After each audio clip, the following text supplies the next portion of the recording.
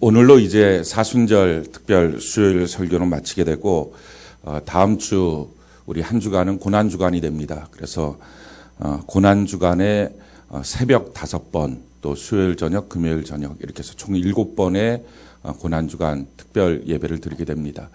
우리가 이렇게 그냥 특별 새벽 기도 집회라고 하지 않고 수요일 금요일까지 같이 합쳐져서 설교도 가상칠언이라고 예수님께서 십자가에 못 박히시고 7마디를 말씀하셨는데 그 내용에 대해서 7번의 집회 동안에 쭉 말씀을 증거하게 될 것입니다. 그렇게 하는 이유는 여리고성 7일 동안에 돌다가 소리 지르니까 왕 무너진 것처럼 그런 역사가 일어나기를 원합니다. 나만 장군이 7번 물속에 요단강 속에 잠겼다 일어났더니 어린아이 살처럼 싹 바뀌었던 것처럼 그런 일들이 일어나길 원합니다. 가장 먼저 무너져야 될 성, 어쩌면 그것이 우리 자아일 수 있습니다.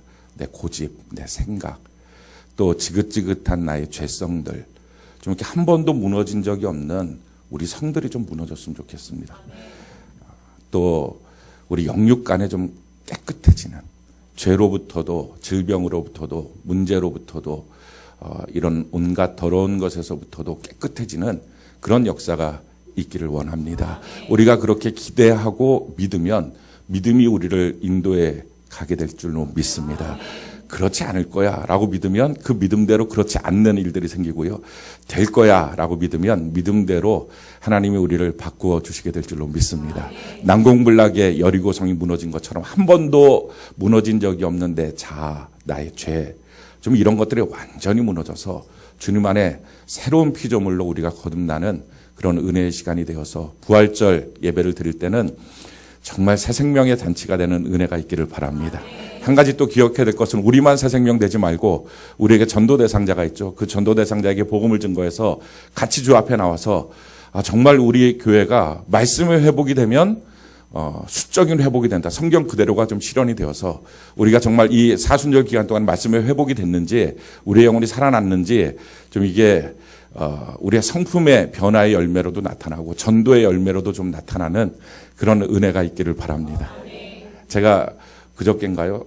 우리 사역자들한테 막 약간 이렇게 뻐기면서 왜냐하면 제가 지지난주에 설교했을 때 그 누구예요? 그 안수받은 분 나오라고 했던 분 할아버지 지난주에 나오셔서 등록하셨어요. 이제 앞으로 계속 나온다고. 그래서 제가 물어봤어요. 머리는 안 아프시냐 이제. 안 아프셔야 되거든요. 그랬더니 그분이 많이 나았습니다. 절대 안 아프다는 얘기는 많이 나았습니다. 다닐만 합니다. 이렇게. 계속 나오시겠습니까? 계속 나오겠습니다. 감사하게도 그 부인 이름하고 또 셀장 이름하고 제 이름이 이제 전도자 이름으로 딱 됐어요. 사역자한테 너희는 있냐? 나가서 전도해라. 앉아있지 말고. 우리 옆분들에게 선포합시다. 너는 있냐? 나가서 전도하자.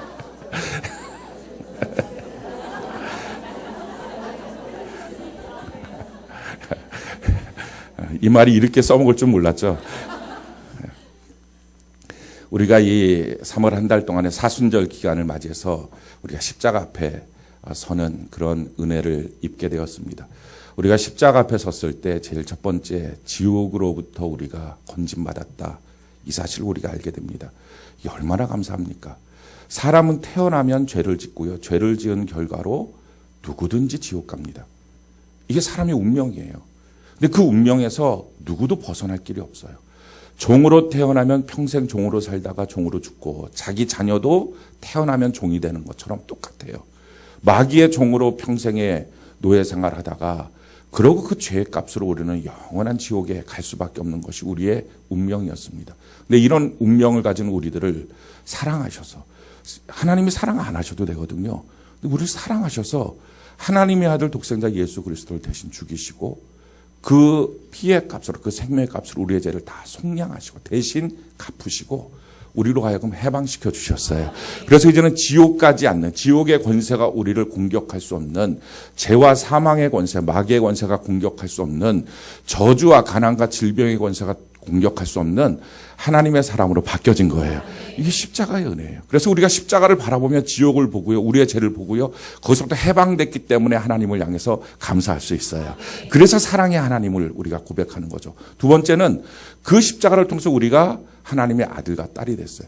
지옥 권세로부터 건져내어 주신 것만 해도 평생 갚을 수 없는 은혜인데, 우리가 뭐라고 아들의 영을 주셔서 하나님의 아들과 딸로 만들어 주셔서 하나님을 향해서 나의 아버지 이렇게 말할 수 있는, 그래서 하나님의 절대적인 보호 가운데 우리가 살 수 있게 됐습니다. 너무 감사한 일이죠. 그리고 우리는 천국을 약속받았습니다. 이게 십자가를 통해서 주신 하나님의 놀라운 은혜예요. 이 은혜를 우리가 정말 그 십자가 앞에서 실감하고 있다면 누구든지 당연하게 이런 고백을 합니다. 이제는 죄 짓지 않겠습니다.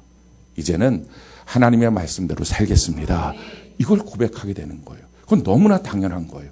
그러니까 우리가 십자가 앞에 섰느냐 안 섰느냐를 확인할 수 있는 것은, 십자가 앞에 서면 누구든지 나 때문에, 내 죄 때문에 그렇게 몸부림치면서 못 박혀 죽으시는 예수님 앞에 나 또 죄 지을 수밖에 없어요, 나 마음대로 살 거예요, 그렇게 말할 수가 없는 거예요.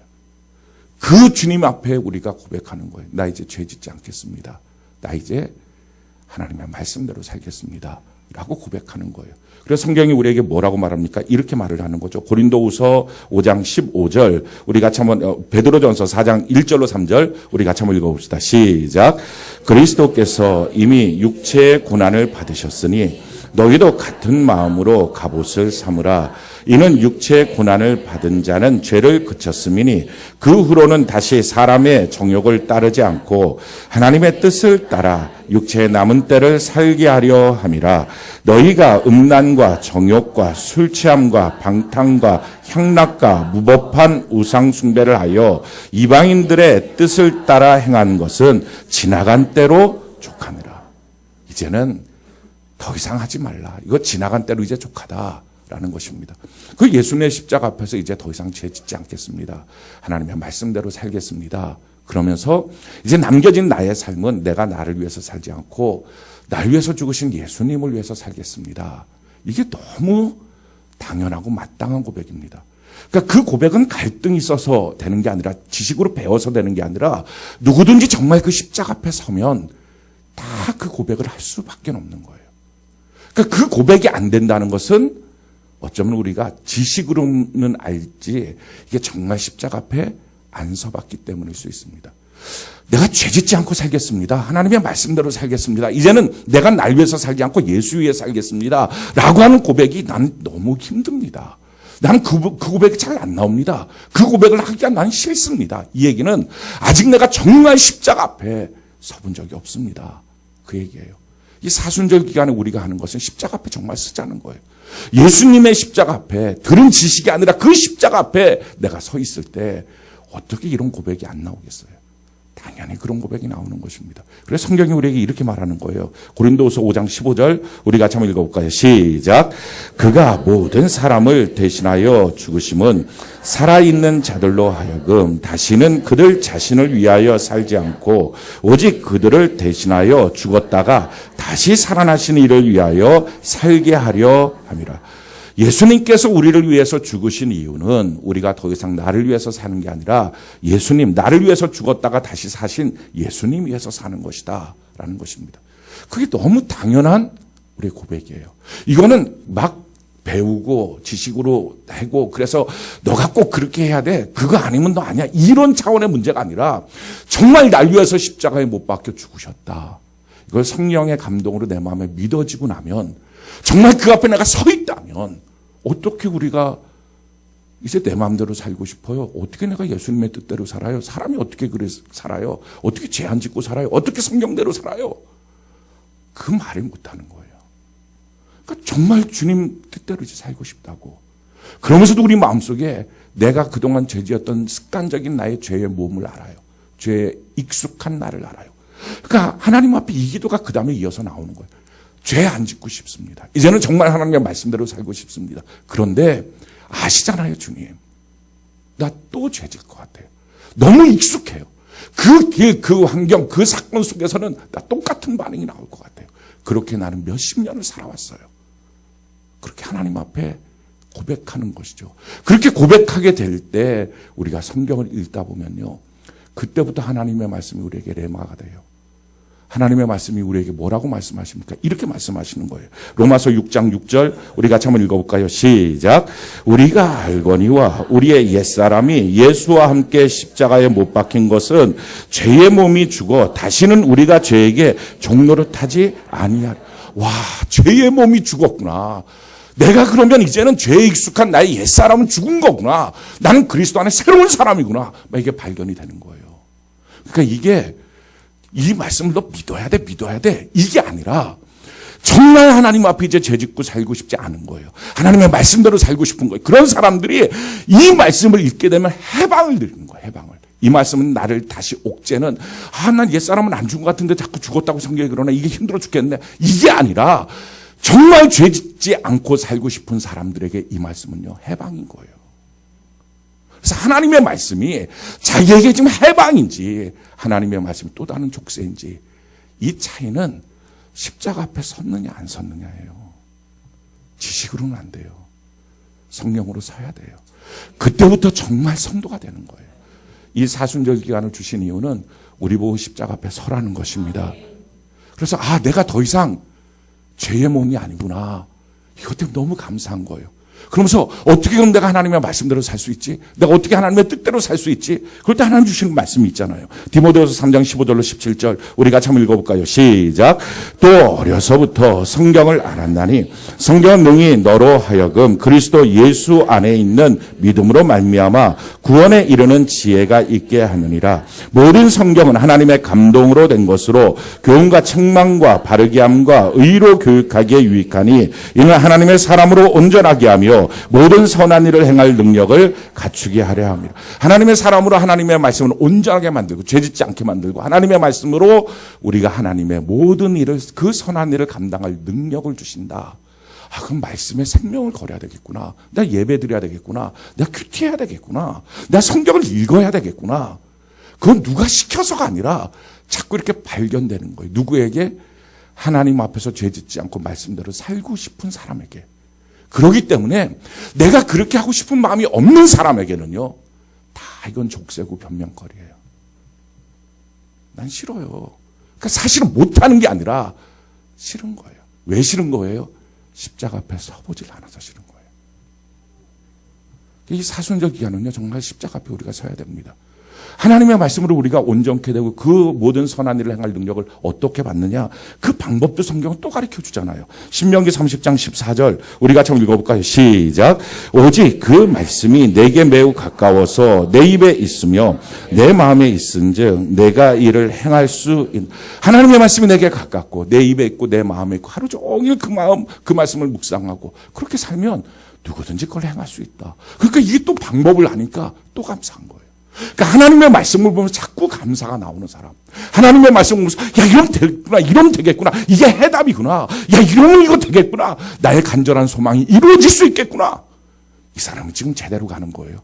하나님의 말씀을 보면 볼수록 자꾸 힘들구나. 뭔가 첫 번째 고리가 잘못 끼어진 거예요. 지식으로 배워서 그래요. 그 십자가 앞에 서질 않고. 하나님의 말씀이 선포될 때 두 종류로 반응할 수 있습니다. 하나는 법으로 반응하는 방법이에요. 또 다른 하나는 은혜로 반응하는 방법이에요. 오늘 이렇게 동일한 말씀이 선포돼도 여러분들이 어떻게 반응하느냐 이게 참 중요합니다. 법으로 반응하는 건 뭐죠? 법이 지금 말씀이 선포될 때 공포되는 거예요. 그럼 법이 공포되는 순간이 어떻게 됩니까? 이때부터 법에 걸리면 처벌을 받아요. 형벌을 받아요. 이게 법으로 보는 거예요. 그래갖고 설교자가 설교하는 순간에 법이 딱 공포되는 거예요. 공포되는 그 순간에 내가 그게 아니라면 그렇게 지금 못 살고 있으면 나는 끝이야. 나는 이제 처벌이야. 난 이제 지옥이야. 난 이제 하나님 앞에 두들겨 맞았어. 이게 되는 거예요. 나는 구원 못 받았어. 이게 되는 거예요. 이게 법으로 보는 거예요. 그러니까 법으로 선포되는 그 순간에 그것이 그냥 판별이 되는 거예요. 그래서 법으로 선포되는 그 순간에 그 사람이 지금 어떤 상태냐 이게 그냥 딱 결정을 해버리는 거예요. 이게 법으로 보는 거예요. 이걸 구약적 시각이라 그래요. 이렇게 구약에 있는 사람들이 이렇게 봤어요. 그러니까 하나님의 말씀이 뭔가 딱 선포됐을 때 그게 되는 사람과 안 되는 사람이 있을 거 아니에요. 지금 그 삶 속에서 되는 사람 안 되는 사람. 그러니까 되는 사람은 어떻게 하죠? 난 돼. 이거예요. 그리고 안 되는 사람을 향해서 뭐라 그래요? 넌 끝이야. 그걸 정죄라 그래요. 그래서 이스라엘 백성들은 자기는 되는 백성, 이방 민족은 안 되는 백성. 그래서 자기는 선민, 너희들은 개 같은 이방인. 이게 된 거예요. 하나님이 너희들은 버렸어. 이미 형벌이야. 그래서 너희들은 불쏘시개로 삼을 거야. 이 생각을 갖고 있는 거예요. 그러니까 안 되는 사람들은 안 된다고 자기는 이미 자책이 되는 거예요. 그래갖고 야, 나는 안 되는 거야. 이제 할 수 없어. 그러니까 나는 그 말씀을 듣는 순간에 내 운명은 그냥 지옥이구나. 이게 말씀을 딱 비춰보니까 그냥 끝났어. 이게 좀 법으로 듣는 거예요. 근데 하나님은요, 이게 아니라는 거예요. 하나님의 말씀 선포될 때 법으로 들으면 안 된다는 거예요. 은혜로 들어야 된다는 거예요. 그래서 예수님이 이 땅에 오셔서 하나님의 말씀을 은혜로 들어야 됩니다. 라고 말씀하신 거예요.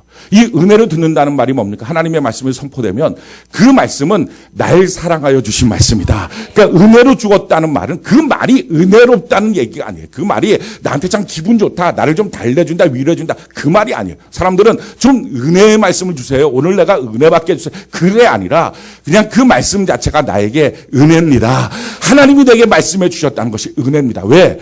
내가 만약에 그 말씀을 안 듣고 그냥 살았으면 큰일 날 뻔했는데, 난 천국 간다고 생각했는데 지옥 가는 운명이었으니까 지금 그 말씀을 들어서 내가 바꿀 수 있어서 감사합니다. 이게 은혜로 듣는 거예요. 은혜로. 그래서 하나님의 말씀이 항상 은혜로 듣는 사람한테는 그 순간부터가 기회가 되는 거예요. 이 말씀대로 살아야지.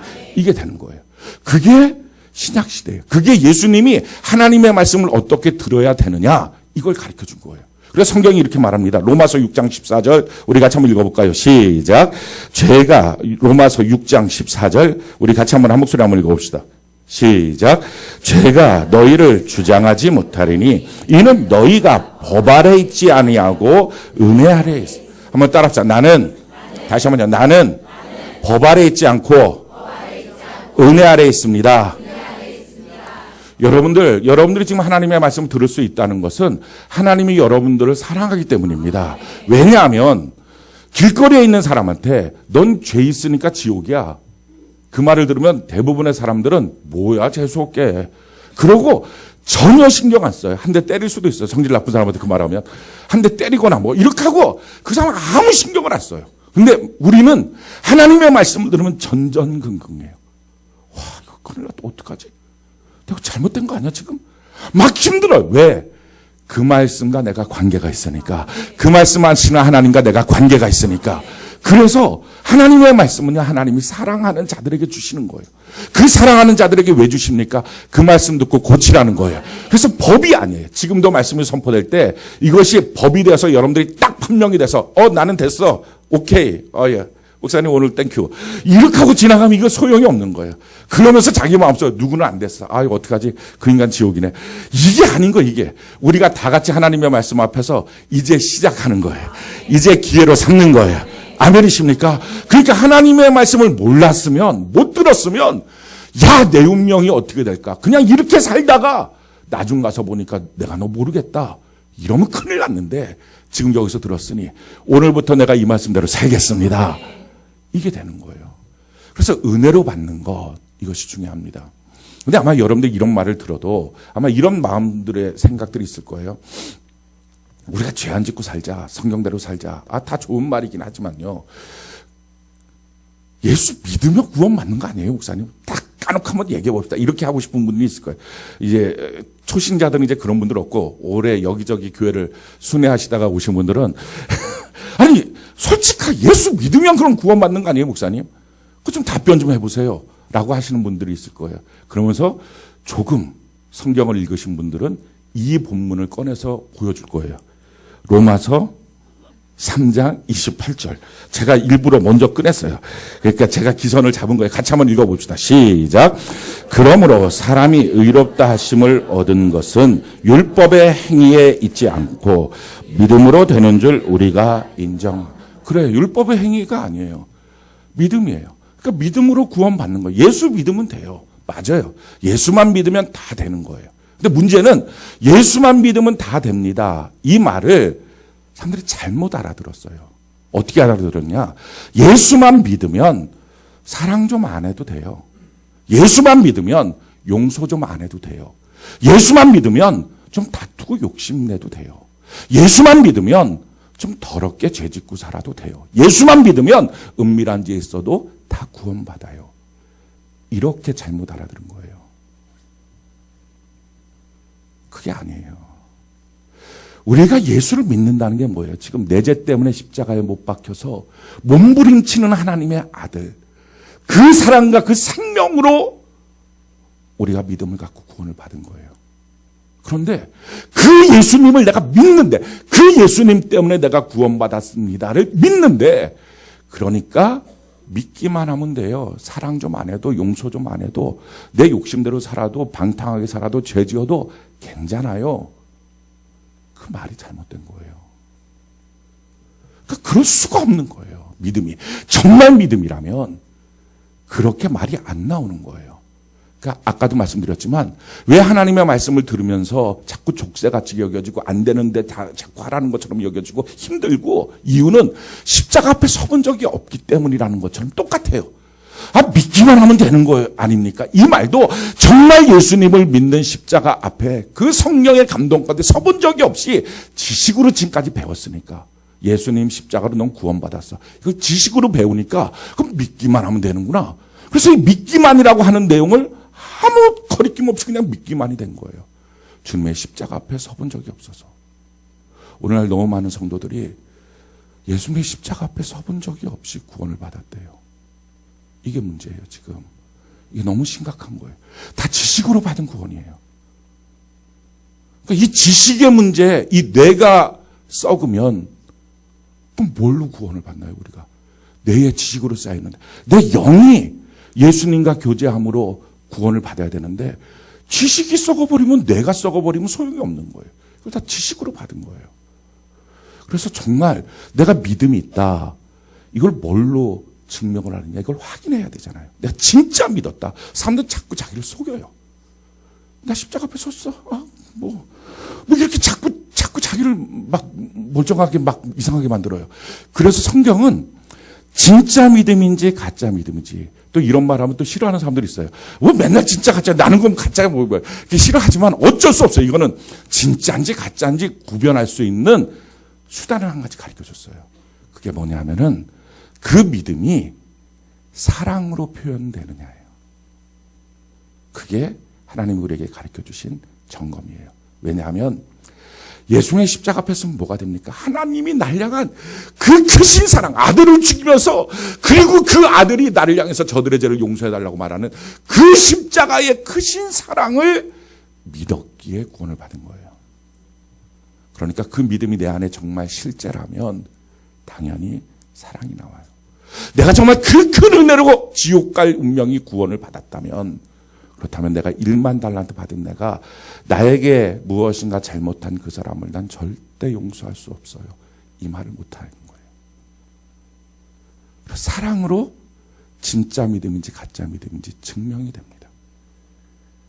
자, 이 말을 여러분들이 또 법으로 듣는 사람은 그래, 그럴 줄 알았어요. 조금 기대를 했는데 어차피 난 또 지옥이야, 운명이. 난 인생 끝이야. 뭐 설교를 들으면 들을수록 난 지옥 가는 인생이야. 판명이 났어. 이게 또 법으로 듣는 거예요. 아니에요. 사랑이 혹시 없습니까? 그러면 와, 그렇구나. 내가 지금 믿음이 있다고 지금까지 생각했는데, 난 지금 구원이라고, 난 당연히 천국이라고 난 생각했는데, 교회에서 내가 이만큼 봉사하고 예배드렸으면 난 그 길인데 지금 보니까 그게 아니었네. 큰일 났다. 지금 점검해야지. 그래서 점검해서 지금이라도, 이제라도 다시 가야지. 그게 은혜로 받는 거예요. 만약에 우리가 법으로 받으면 이 마음이 꼭 들어요. 내가 지금까지 예수 믿은 게 몇 년 되는데 그럼 지금까지 다 헛거야? 그럼 뭐 앞으로 내가 뭘 해? 이제 할 방법도 없어. 내가 애쓰고 노력했는데 이 정도 다 빵이면 뭐 이제 앞으로도 소용없어. 이렇게 되는 거예요. 이게 다 법으로 듣는 거예요. 저는 여러분들이 법으로 듣지 않기를 바라요. 이럴 때 우리가 다시 한번 해야 돼요. 나는 법 아래 있지 않고 은혜 아래 있습니다.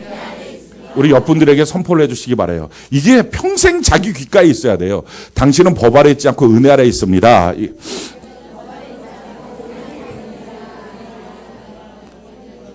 할렐루야. 그러니까 이게 하나님의 말씀을 들을 때마다 그렇구나. 이게 지금 내게 주신 하나님의 기회구나. 나 그냥 갔다가는 큰일 날 뻔했구나. 이걸 깨닫는 거예요. 그래서 이제 고쳐서 갈 수 있는 것. 고치겠다고 마음만 먹고 여러분들이 성경을 한번 보세요. 그러면 그렇게 살 수 있는 능력과 방법과 장치가 성경은 너무 많아요. 그때부터 성경을 보는 즐거움이 얼마나 큰지 몰라요. 야, 이 말씀 몰랐으면 내가 어떻게 살지? 이 말씀 몰랐으면 내가 어떻게 살았지? 자꾸 자꾸 큐티 시간이 너무 행복한 거예요. 설교 시간이 너무 고마운 거예요. 그렇지 않고 법으로 들으면 눌려갖고 그 다음번에 나왔을 때 구원 얘기만으로 고개 흔들고 날 죽여라 차라리. 어떻게 목사님은 맨날 나만 힘들게 하냐고, 나를 아는 것 같다고, 나를 아주 죽이기로 작정하신 것 같다고 이렇게 생각하시는 분들이 있다는 거예요. 이게 잘못 받는 거예요 지금. 여러분들이 오늘부터 이 말씀을 기회로 삼는 귀한 역사 있기를 바랍니다. 혹시 여러분들 가운데 사랑? 그럴 줄 알았어. 어차피 안 돼. 어차피 하기 진짜 싫어. 그러니까 안 되는 거니까 어차피 나는 아니구나. 뭘 지금부터 기회라고 해도 뭘 돼야 하는 거지, 이거 안 되는 건데 뭘 라고 생각하시는 분들이 있을 수 있어요. 절대 마귀한테 속지 마세요. 여러분이 사랑이 안 되는 사람들이 아니에요. 무지하게 잘 되는 사람이에요. 연애할 때를 생각해 보세요. 한밤중에 미친 것처럼 뛰어나가서 누구도 우리에게 부탁한 적이 없는데 한강을 걸은 거예요. 그걸 지켜달라고 누구도 말도 안 하는데 그 밤에 돌아다니고 한강을 지키고 뭐 그렇게 하고 다닌 거예요. 그렇게 하고 뭐 하는데 도대체. 추운데 짧은 치마 입고 이거 얼어 죽으려고 작정을 한 거예요. 그냥 예쁘다는 말 한마디 들으려고. 우리가요 보통 사랑에 목숨 건 사람들이 아니에요. 이런 사랑들이 있어요. 근데 그것보다 100만 배 큰 사랑이 뭐예요? 우리 자녀를 향한 사랑이에요. 몇 번을 속아도 그 자녀가 예쁘대요. 너무 사랑스럽대요. 근데 그것보다 1000만 배 큰 사랑, 하나님의 사랑이에요. 그 사랑을 우리가 만나면 전 사랑 못해요. 이 말은 절대 안 나와요. 그래서 저는 여러분들이 오늘 십자가 앞에 서서 하나님의 사랑을 만나는 은혜가 있기를 바랍니다. 못 받아서 못하는 거예요 지금. 근데 이제부터 내가 그 사랑을 해야 되겠구나 라고 결심하면 그 다음부터 하나님 앞에 달라고 기도를 해요. 여러분들이 잘 생각해 보세요. 난 사랑이 없어서 안 되라고 하는 사람은 정말 내가 절실하게 사랑을 해야 되는구나. 그래서 사랑을 주세요 라고 기도한 적이 없을 거예요. 도리어 왜 내 주변은 이렇게 사랑할 만하지가 않아요? 왜 주변 사람들은 왜 이렇게 사랑이 안 되는 사람들만 있어요? 이런 식의 기도만 했을 거예요. 왜 사랑을 해도 그만 안 해도 그만이라고 생각했습니까? 그렇지 않아요. 내 믿음이 진짜라면 사랑으로 증명돼야 돼요. 그럼 이제부터 사랑이라고 하는 것이 내 구원, 내 믿음의 핵심 요소구나. 그걸 아는 순간부터 우리들은요 이제 사랑에 대해서 다른 시각이 열릴 거예요. 성경이 우리에게 이렇게 말합니다. 요한일서 3장 14절부터 18절까지 우리 같이 한번 읽어볼까요? 시작.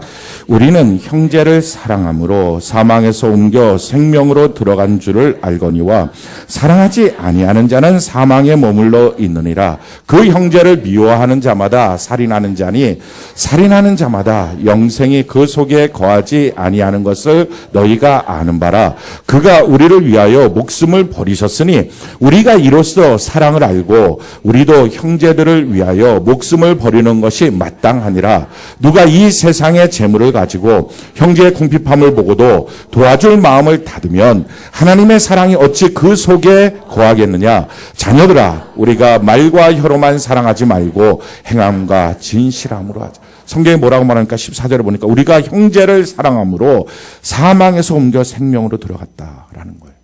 사랑하지 않는 자는 아직도 사망에 있는 거다 라는 것입니다. 그 형제를 미워하는 자마다 살인하는 자다.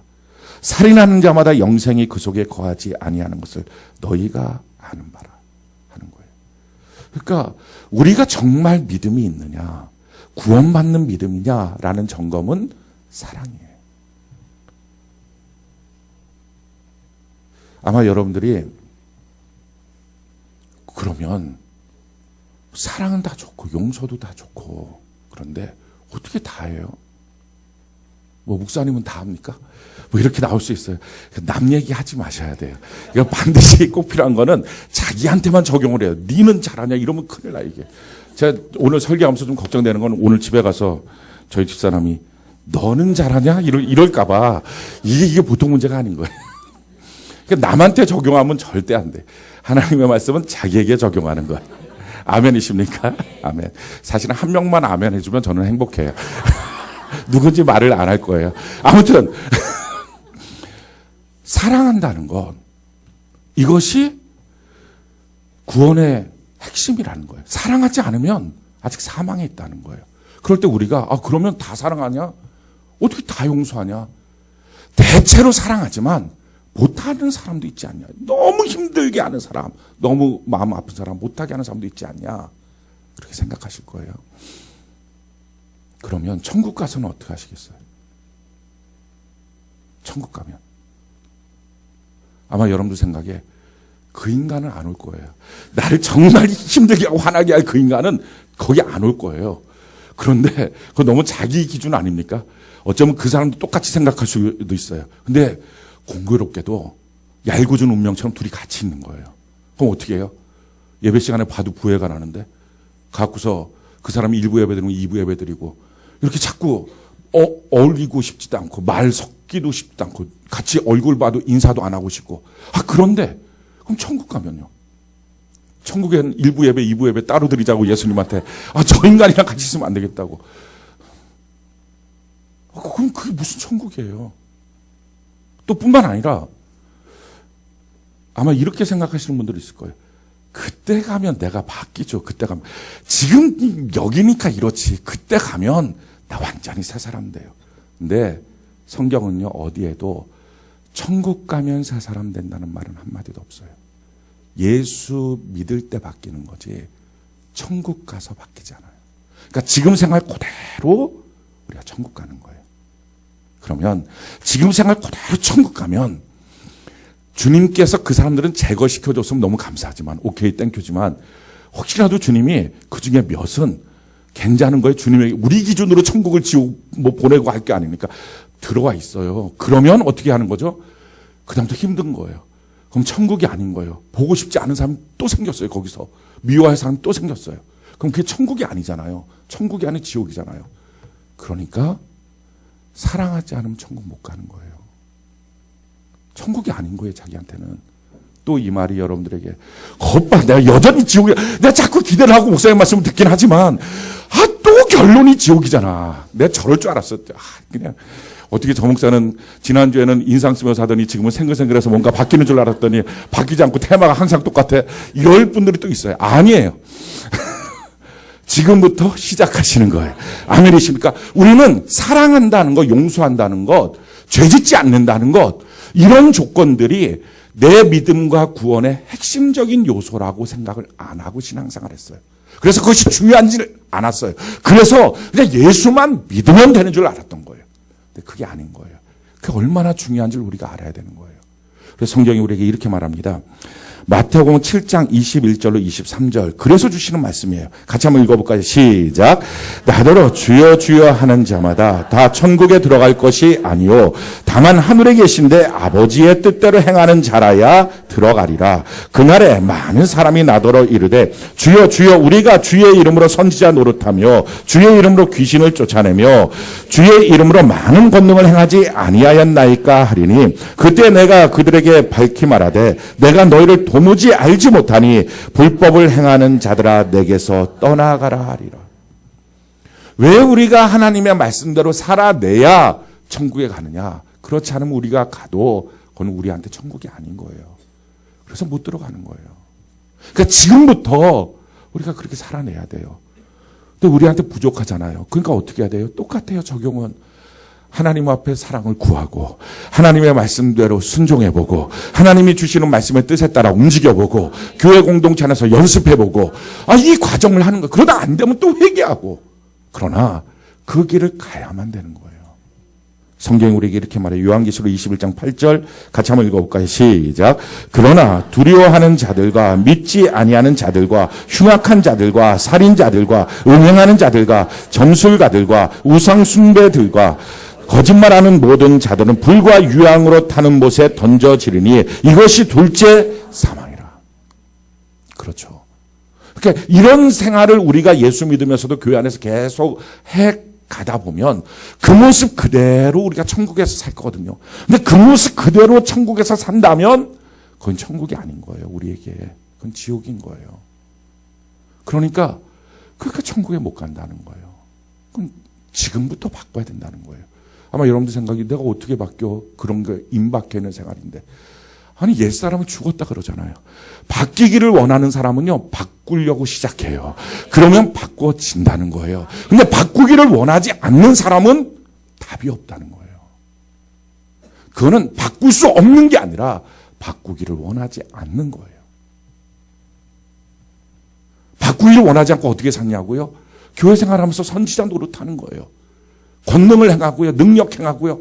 뭐 봉사하고 일 많이 해요. 근데 그런 건 많이 하지만 정말 하나님이 원하는 하나님의 뜻대로는 사는 데에 관심이 없어요. 그러니까 많은 사람이 그날에 와서 말한다는 거예요. 조금 작은 사람이 아니고 많은 사람이. 우리가 심각하게 들어야 됩니다.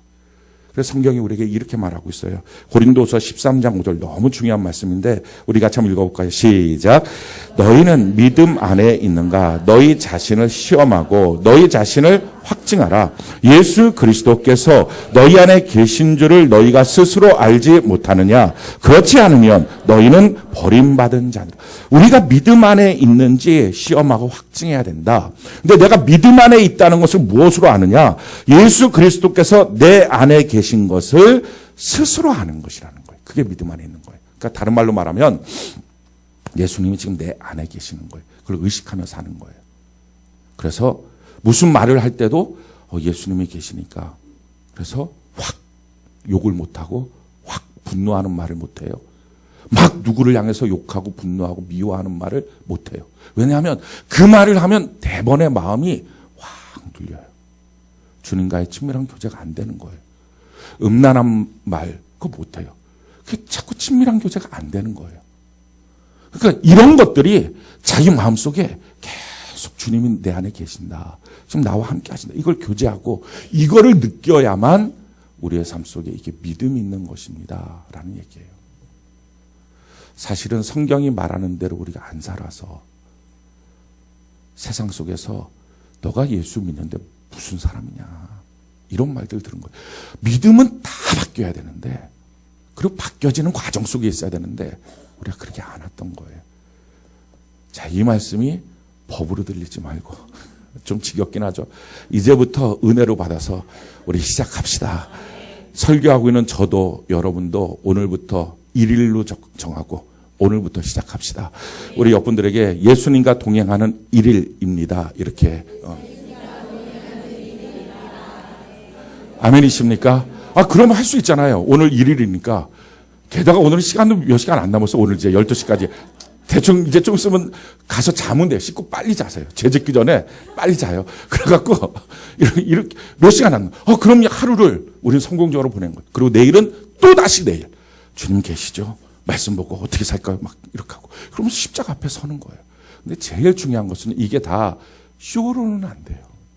진짜 십자가 앞에 서야 돼요. 그래서 우리의 신앙은요, 십자가로 돌아가야 됩니다. 아멘이십니까? 오늘 십자가로 돌아가는 거, 오늘 마지막 테마예요. 어떻게 십자가로 돌아가느냐? 그 기도예요. 기도의 회복. 이게 십자가 앞으로 돌아가는 거예요. 왜 십자가 앞으로 돌아가는 것이 기도의 회복이냐? 이유는 기도는요, 열심히 해야 됩니다. 부르짖어 해야 됩니다. 집중적으로 해야 됩니다. 다 좋은 말이에요. 근데 가장 중요한 기도의 기초는, 기도는 관계 때문에 되는 거예요. 아무리 열심을 내도, 아무리 부르짖어도, 아무리 집중해도 하나님과 내가 아버지와 아들, 딸이라고 하는 관계가 형성되어 있지 않으면 기도는 안 되는 거예요. 기도의 핵심은 뭡니까? 하나님이 내 아버지니까 하는 거예요. 하나님이 내 아버지가 아니라면 아저씨한테는 기도가 안 돼요. 어떤 신에게도 기도는 안 돼요. 그건 지성을 드리는 거예요. 그건 기도가 아니에요. 성경이 우리 이렇게 말합니다. 마태복음 7장 7절로 11절 우리 같이 한번 읽어볼까요? 시작.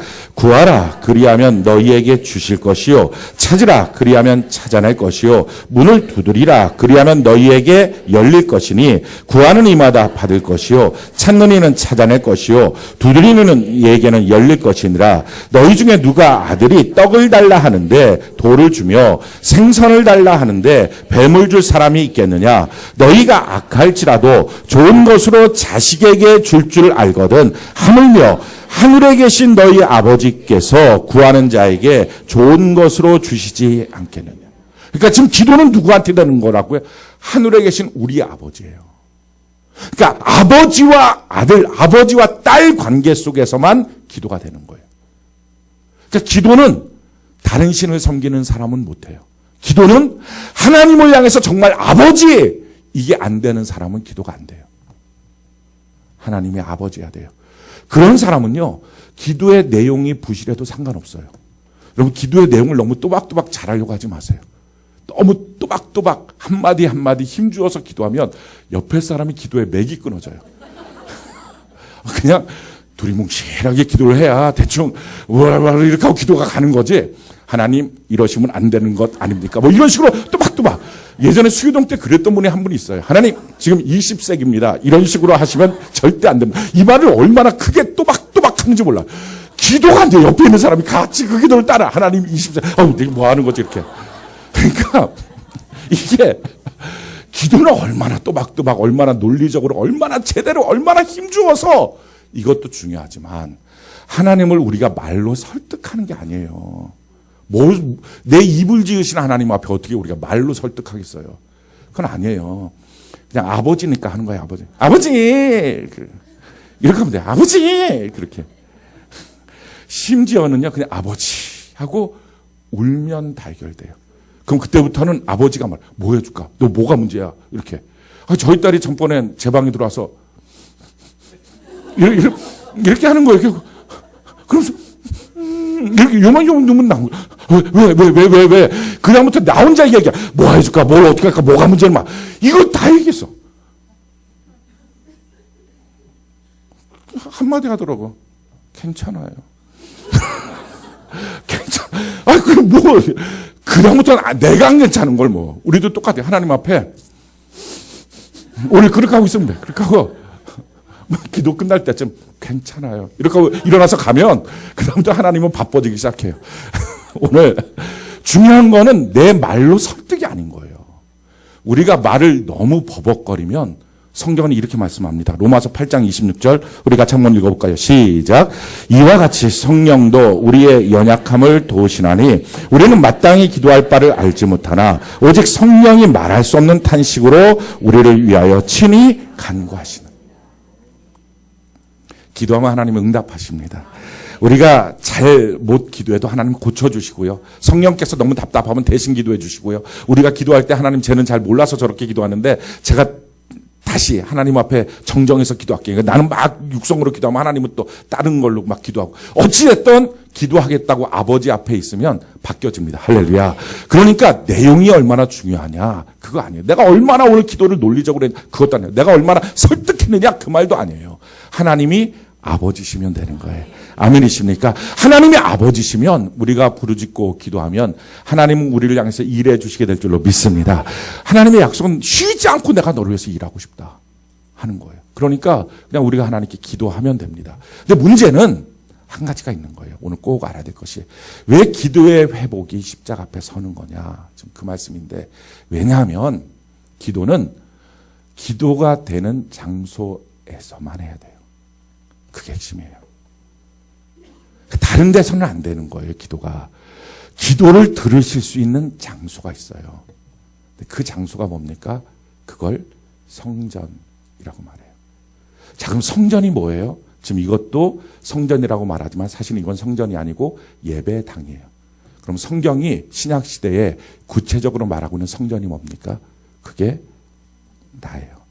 여러분들이에요. 또 나예라고 목사님이 성전이구나. 이렇게 이상하게 자꾸 생각하지 마시고 저와 여러분들이 성전이에요. 성경이 이렇게 말합니다. 고린도서 3장 16절부터 17절 우리 같이 한번 읽어봅시다. 시작. 고린도전서 3장 16절부터 17절 같이 한번 읽어봅시다. 시작. 너희는 너희가 하나님의 성전인 것과 하나님의 성령이 너희 안에 계시는 것을 알지 못하느냐. 누구든지 하나님의 성전을 더럽히면 하나님이 그 사람을 멸하시리라. 하나님의 성전은 거룩하니 너희도. 우리가 성전이라는 거예요. 누가복음 15장에 보면 탕자의 비유가 있어요. 탕자는 아버지 집이 싫었어요. 그래서 아버지의 재산을 달라 그래서 밖으로 나가서 자유롭게 살았어요. 정말 다시는 아버지 집에 돌아갈 생각도 안 했어요. 그런데 궁핍해졌어요. 가난해졌어요. 그때 생각을 하는 거예요. 야, 내가 여기서 굶어 죽게 되는구나. 아버지 집에는 종들도 잘 먹고 사는데 라고 생각해요. 성경의 것을 이렇게 말하고 있죠. 누가복음 15장 17절부터 보면 이에 스스로 돌이켜 이르되 내 아버지에게는 양식이 풍족한 품꾼이 얼마나 많은가. 나는 여기서 줄여 죽는구나. 내가 일어나 아버지께 가서 이르기를 아버지 내가 하늘과 아버지께 죄를 지었사오니 지금부터는 아버지의 아들이라 일컬음을 감당하지 못하겠나이다. 나를 품꾼의 하나로 보소서 하리라 하고 이에 일어나서 아버지께로 돌아가니라. 아직도 거리가 먼데 아버지가 그를 보고 측은히 여겨 달려와 목을 안고 입을 맞추니 아들이 이르되 아버지 내가 하늘과 아버지께 죄를 지어서는 지금부터는 아버지 아들이라 일컬음을 감당하지 못하겠나이다 하나. 여기서 기도가 뭡니까? 기도는요 21절 하나예요. 왜냐하면 그때 아버지가 듣는 거예요. 그 전까지 이에 스스로 돌이켜 이르되 내 아버지는 양식이 풍족한 품꾼이 얼마나 많은가. 나는 여기서 줄여 죽는구나. 내가 일어나 아버지께로 가서 이르길 아버지는 내가 하늘과 아버지께 죄를 지었사오니 지금부터 아버지의 아들이 난 품꾼입니다. 이에 내가 아버지께로 돌아가니라. 거기까지는 아버지가 하나도 못 들었어요. 아버지가 언제 들으신 거예요? 아들이 이르되 아버지 내가 지금 그때부터 아버지가 들은 거예요. 그러니까 그 전에 생각하고 결심했던 거는 기도가 아니에요. 못 들어요. 근데 언제 들었어요? 이 탕자가 아버지 집에 도착하고 나서부터 아버지가 들어요. 하나님의 집, 아버지의 집, 성전에 도착하고 나서부터 아버지가 들었어요. 그 전까지는 못 들어요. 중요한 건 성전이 뭐라고요? 저와 여러분들이에요. 근데 오늘 성전이 지금 어떤 상태냐는 거예요. 오늘 다시 한번 읽어볼까요? 고린도서 3장 16절로 17절 같이 한번 읽어봅시다. 시작. 너희는 너희가 하나님의 성전인 것과 하나님의 성령이 너희 안에 계시는 것을 알지 못하느냐. 누구든지 하나님의 성전을 더럽히면 하나님이 그 사람을 멸하시리라. 하나님의 성전은 거룩하니 너희도 그러하니. 자, 내가 성전인데 내가 성전이 돼야 내 입술의 기도를 하나님이 들으시는 거예요. 근데 내가 더럽혀졌어요. 성전이 아니게 된 거예요. 그걸 성경이 오늘 뭐라고 말해요? 이걸 오늘 본문이 말씀하는 거예요. 같이 한번 읽어볼까요? 오늘 마태복음 21장 12절 13절 우리 같이 한번 읽어봅시다. 시작. 예수께서 성전에 들어가사 성전 안에서 매매하는 모든 사람들을 내쫓으시며 돈 바꾸는 사람들의 상과 비둘기 파는 사람들의 의자를 둘러 엎으시고 그들에게 이르시되 기록된 바 내 집은 기도하는 집이라 일컬음을 받으리라 하였거늘 너희는 강도의 소굴을 만들어놓다 하시는. 지금 뭐 한 거예요? 지금 거기에 성전에 갔더니 성전이 아니고 장사하고 막 계산하고 돈 갖고 뭐 비둘기 팔고 막 이런 거예요. 그러니까 예수님 뭐라 야 이건 지금 성전이 아니라 강도의 소굴이야. 내 집이 돼야 기도하는 집이 되는 거야.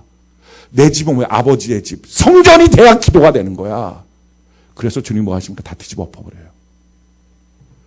저는 오늘 이 시간에 저와 여러분들의 마음속에 지금 계산하고 편리하게 살려고 그러고 이것저것 생각하고 다 내 위주로 생각하고 있는 이 마음속에 있는 온갖 가지 것들을 예수님이 오셔서 다 뒤집어 엎기를 바랍니다. 싹 뒤집어 엎어놔야 돼요. 싹.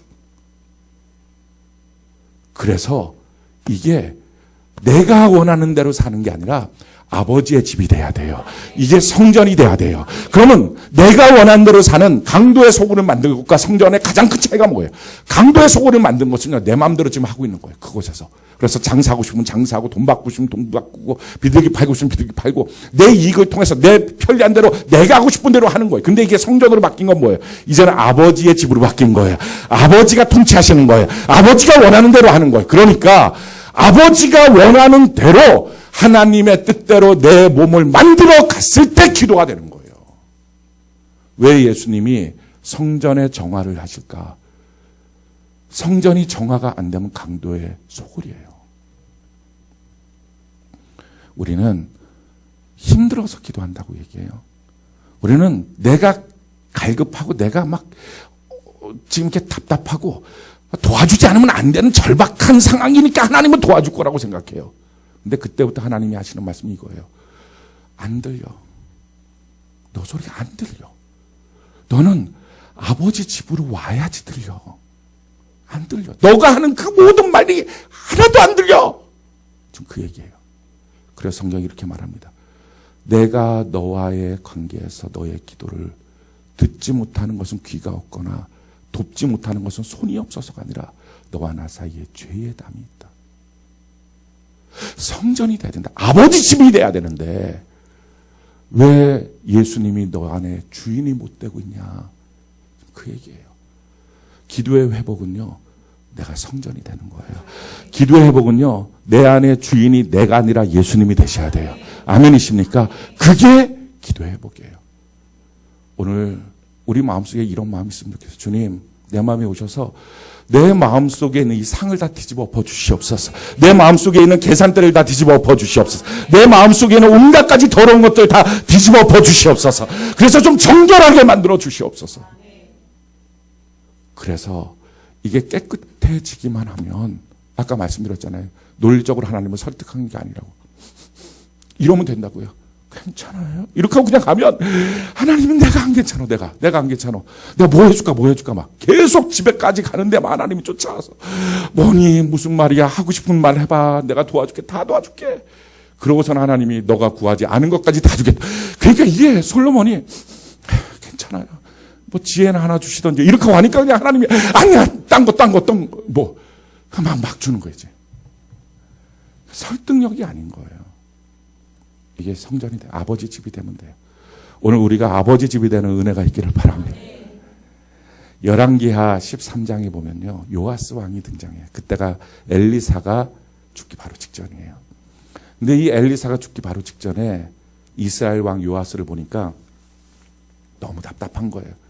도대체 민족의 운명을 이 사람한테, 이 왕한테 맡길 수가 없는 거예요. 하나님께 기도했어요. 하나님, 어떻게 하면 좋습니까? 좀 도와주세요. 아람 군대 앞에 풍전등합니다. 이 나라가. 좀 도와주세요. 그때 하나님께서 그래, 너의 기도를 내가 들어줬다. 그러면서 요아스가 믿음으로만 행동하면 내가 다 줄게. 그렇게 한 거예요. 그러고서 자기가 죽을 병에 걸렸다는 말을 듣고 요아스가 와요. 왕이. 그래서 와서 엘리사한테 나의 마병, 우리나라의 군사여 막 울면서 기도해요. 그랬더니 엘리사가 쓸데없는 얘기하지 말고 가까이 와라. 그리고 활이랑 화살 들고 와라. 네, 들고 왔어요. 그런 다음에 이제 이 화살을 갖고 동쪽 창을 열어라. 그게 동쪽 창을 딱 열어놓으니까 이렇게 안차를 해요. 그러고 난 다음에 화살을 쏴라. 그랬더니 퀭 하고 동쪽 창을 쏜 거예요. 그랬더니 뭐라고 말합니까? 이것이 아람을 치는 활이야. 화살이야. 그런 거예요. 그러니까 지금 뭘 하고 있는지 다 아는 거예요. 왜냐하면 그 당시에 모든 최고의 국면, 그것은 아람의 전쟁 앞에 꼼짝 못하고 있는 이스라엘의 문제였어요. 그러니까 이 문제 앞에 이걸 어떻게 할까 다 전전긍긍이에요. 그러니까 지금 이게 아람을 치는 활이야, 화살이야. 야, 그렇구나 된 거예요. 그 다음에 화살을 잡으십시오. 화살을 잡았어요. 땅을 치십시오. 그건 뭐예요? 지금 너가 치는 대로 너가 다 이기는 거야, 아람을. 지금 이걸 다 알아요. 그런데 이 요아스가 띵띵띵 세 번 치고 띵 말을. 그러니까 엘리사가 뭐라고 하느냐? 우리 한번 성경을 한번 같이 한번 읽어볼까요? 17절부터 19절까지. 열왕기하 13장 17절부터 19절까지 같이 한 목소리 시작. 이르되 동쪽 창을 여소서 하여 곧 열매 엘리사가 이르되 쏘소서 하는지라 곧 쏘매 엘리사가 이르되 이는 여호와를 위한 구원의 화살 곧 아람에 대한 구원의 화살이니 왕이 아람 사람을 멸절하도록 아벡에서 치리이다. 자, 이건 지금 무슨 얘기야? 다 아는 거예요. 지금 뭐 하고 있는지 요아스가 모르고서 지금 있는 게 아니에요. 이거 좀 아벡에서 당신이 아람을 칠 겁니다. 그 화살이에요. 승리의 화살이에요. 그렇게 한 거예요. 자, 그 다음에 뭐라고 말합니까? 자, 18절 같이 한번 읽어볼까? 시작. 또 이르되 화살들을 잡으소서. 곧 잡음에 엘리사가 또 이스라엘 왕에 이르되 땅을 치소서 하는지라. 이에 세 번 치고. 지금 치소서가 똑같은 단어예요. 아벡에서 아람을 칠 겁니다라고 하는 똑같은 단어. 땅을 치세요. 그 말이에요. 승리합니다. 그런데 어떻게 해요? 띵띵띵. 생각을 해보세요. 지금 자기가 이 아람에 큰 문제가 있어요. 자, 이 문제 가운데 지금 치소서 이깁니다. 이거 전쟁에서 이기는 겁니다. 그럼 어떻게 해야 돼요? 화살을 갖고 막 계속 막 계속 여기서 이제 됐다고 내버려도 뭐 하는 거지 지금 내가 막 아무튼 그냥 막 말려도 또 치고 말려 아직 절로 가라고. 왜 돌아가시기 전에 힘이 이렇게 세나 그러면서 막 계속 쳐야 돼. 근데 어떻게 해요? 띵띵띵 픽. 그러니까 엘리사가 뭐라고 말합니까? 이렇게 말하는 거예요. 19절 같이 한번 읽어볼까? 시작. 하나님의 사람이 노하여 이르되 왕이 대여섯 번을 칠 것이니이다. 그리하였다면 왕이 아람을 진멸하기까지 쳤으리이다. 그런즉 이제는 왕이 아람을 세 번만 칠. 엘리사가 화가 난 거예요. 야, 네가 왕이냐? 지금 그 말이에요. 야, 네가 아버지냐? 자식들이 그 꼴인데. 믿음의 기도가 그 정도밖에 안 되냐? 그 정도도 알아. 네가 어머니냐? 네가 사장이고. 네가 그리스도인이냐? 너가 목사고 세장이냐? 그 말이에요. 난 기도 분량 그 정도밖에 안 된다고요? 더 이상 못하겠다. 네가 그리스도인이냐? 믿음으로 행하면 다 주겠다는 약속이 있는 게 기도인데. 왜 이렇게 안 될까요? 이유는 한 가지예요. 아직까지 성전이 아니에요. 강도의 속을. 내 마음대로 사는 강도의 속을. 오늘 우리가 하나님 앞에 기도할 제목이 한 가지. 하나님, 내 마음에 있는 상들을 다 뒤집어 엎어주시옵소서. 완전히 박살내어 주시옵소서. 그리고 하나님 앞에 좀 간절히 기도해야 돼요. 하나님, 내가 아버지입니다. 내가 어머니입니다. 내가 남편입니다. 내가 아내입니다. 내가 목사입니다. 내가 성도입니다. 너무 큰 문제가 내 앞에 있는데 나는 도대체 뭘 하는 사람이길래 기도조차 안 합니까?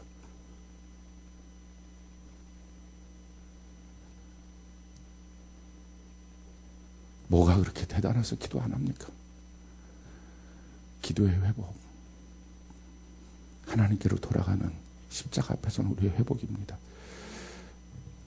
우리의 십자가 앞으로 돌아가는 은혜가 있기를 바랍니다.